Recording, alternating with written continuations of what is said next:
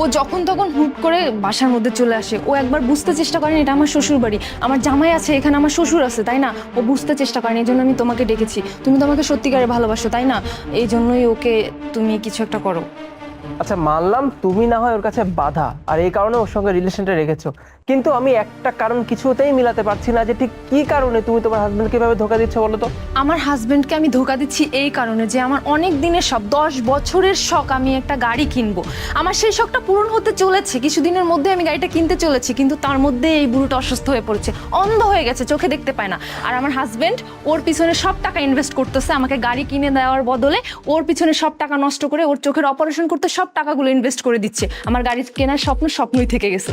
এই জন্যই ওকে আমি ধোকা দিচ্ছি, যাতে আমি সব টাকা পয়সা নিয়ে গিয়ে দেন অন্য কোথাও সেটেল হয়ে যেতে পারি। আর এই জন্যই তোমাকে আমি ডেকেছি, শ্বশুরটাকে মারার জন্য। এবার বুঝতে পারলাম তোমার এই প্ল্যানিং এর আসল উদ্দেশ্যটা কি।